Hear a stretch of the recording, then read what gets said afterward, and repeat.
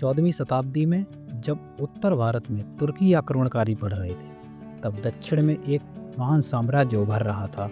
नाम था विजयनगर। यह सिर्फ एक राज्य नहीं था, बल्कि कला, संस्कृति, साहित्य, व्यापार और सैन्य शक्ति का केंद्र था। इस शहर में हजारों मंदिर, विशाल बाजार, हथकरघे, सोने चांदी का व्यापार होता था। विजयनगर उस समय दुनिया के सबसे धनवान शहरों में से एक था। विदेशी व्यापारियों ने इसे द सिटी ऑफ विक्ट्री या the paradise of the east कहा है। पर कहते हैं ना, हर चमकती चीज़ के पीछे छुपे होते हैं दुश्मन, और विजयनगर के दुश्मन थे दक्कन के 5 सुल्तान। 14वीं शताब्दी में भारत के दक्षिण में एक ऐसा युद्ध हुआ जिसने सिर्फ एक साम्राज्य को नहीं, बल्कि पूरे दक्कन के इतिहास को हमेशा के लिए बदल दिया। यह युद्ध था तालीकोटा का युद्ध 1565।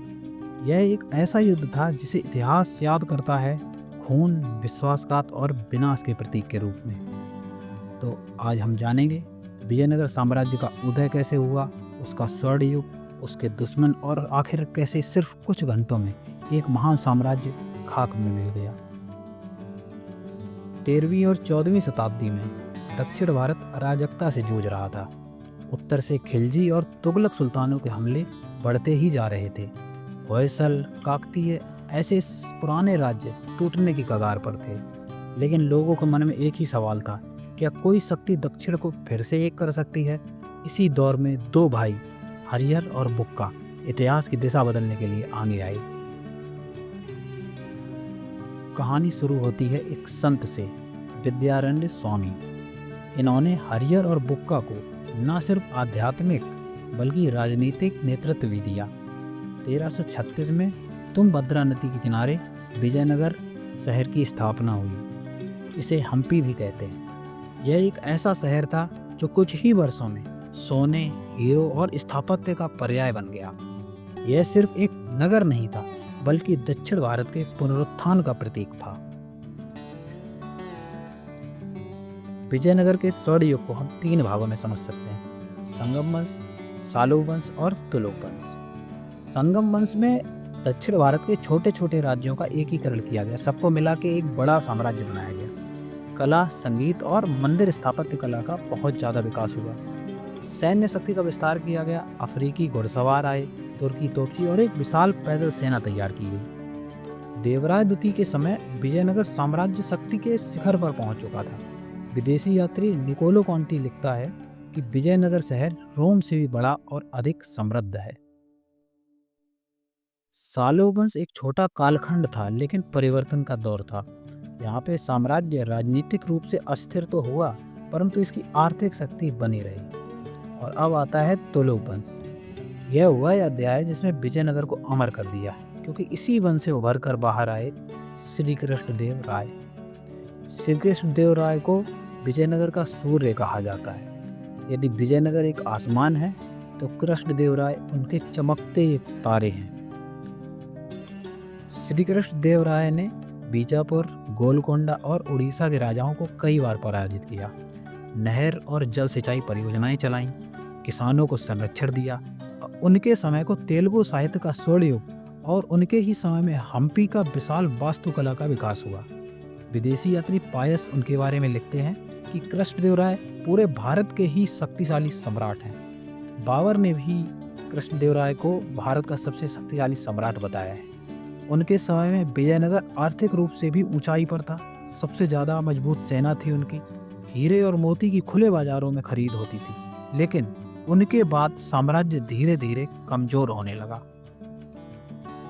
कृष्णदेव राय के बाद जो उनके उत्तराधिकारी थे वो बहुत कमजोर थे। उस समय दरबार में षड्यंत्र बढ़ने लगे। दक्कन की जो 5 सुल्तानी शक्तियां थीं, यानी बीजापुर, गोलकोंडा, बीदर, अहमदनगर और बरार, ये आपस में वैसे तो एक दूसरे से लड़ती रहीं, लेकिन जब इन्होंने देखा कि विजयनगर एक बढ़ती ताकत बनकर उभर रहा है, तो ये 5 दुश्मन एक मंच पर आ गए, केवल विजयनगर को हराने के लिए। साल था 1565 और यह साल दक्षिण भारत की किस्मत पलटने वाला साल था और स्थान था आधुनिक कर्नाटक। और इस समय विजयनगर के राजा थे राजा राम राय, और दक्कन सल्तनतें थी बीजापुर, गोलकोंडा, अहमदनगर, बरार और बीदर। राम राय दक्कन सुल्तानों की राजनीति में लगातार दखल देते थे। कभी किसी सुल्तान की मदद करते तो कभी दूसरे खिलाफ अपनी सेना को भाड़े पर भेज देते थे। उनकी इस नीति ने पूरे दक्कन में गुस्सा भर दिया। दक्कन के सुल्तानों को लगा कि या तो राम राय को खत्म करो या खुद खत्म हो जाओ। 1565 की शुरुआत में दोनों पक्ष युद्ध की तैयारी में जुट गए। विजयनगर की सेना में 1 लाख से ज़्यादा सैनिक, 10,000 घुड़सवार और 500 से ज़्यादा हाथी और घातक धनुर्धर और भारी पैदल सेना थी। और दक्कन की जो सल्तनत सेना थी उसमें लगभग 70 से 80 हज़ार सैनिक, तुर्की बंदूकधारियों की मदद और अरबी घोड़ों की तेज कैवलरी थी। और उनके पास एक बेनिफिट था कि उनके पास रॉकेट और तोपें थी। यही दक्कन सेना का सबसे बड़ा हथियार था, जिसकी वजह से विजयनगर सेना थोड़ी सी कमजोर दिखाई दे रही थी। और फिर तालीकोटा के मैदान में दोनों सेनाएं आमने सामने आती हैं। 23 जनवरी 1565 तालीकोटा का मैदान, कृष्णा नदी के पास। युद्ध शुरू हुआ, तेजी और भीषण युद्ध शुरू हुआ। राम राय की सेना ने शुरुआत में सुल्तानों को पीछे धकेल दिया। एक समय तो लगा कि विजयनगर आसानी से ये युद्ध जीत जाएगा, लेकिन तभी इतिहास ने करवट ली। विजयनगर सेना में 2 मुस्लिम जनरल थे,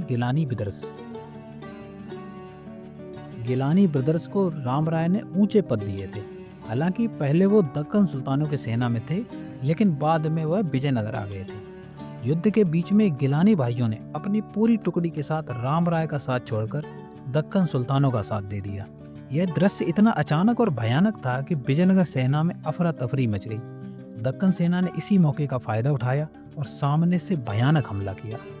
राम राय पकड़े गए और सुल्तानों ने उनका सिर धड़ से अलग कर दिया और विजयनगर का दिल उसी पल धड़कना बंद हो गया। राम राय की मौत के बाद विजयनगर सेना तितर बितर हो गई। भारी लूट और कत्लेआम शुरू हो गया। हजारों लोग मारे गए, महल जला दिए गए, मंदिरों को तोड़ा गया, समृद्ध बाजारों को जला दिया गया। कभी दुनिया का सबसे समृद्ध शहर आज कुछ ही दिनों में खंडहर बन गया था। विदेशी यात्रियों ने लिखा, वीरता, धन, शक्ति सब राख में बदल गया। यह था दक्कन का सबसे विनाशकारी युद्ध। तालीकोटा का युद्ध एक मोड़ था जिसने दक्षिण भारत की शक्ति संतुलन को बदल दिया। विजयनगर फिर कभी अपनी पुरानी शक्ति नहीं पा सका। दक्कन सुल्तानें कुछ वर्षों तक फली फूली, पर अंत में मुगलों ने उन्हें भी जीत लिया। दक्कन में राजनीतिक अस्थिरता बढ़ गई। विजयनगर की राख से एक संदेश मिलता है, जब राजनीति युद्ध का कारण बन जाए और दुश्मन एकजुट हो जाए तो महलों के साथ साथ साम्राज्य भी ढह जाते हैं। अगर आपको यह वीडियो पसंद आया हो तो लाइक, शेयर और सब्सक्राइब करना ना भूलें और कमेंट में बताएं कि आपको ऐसे और ऐतिहासिक युद्धों की कहानी चाहिए। तो मिलते हैं नई वीडियो में। धन्यवाद।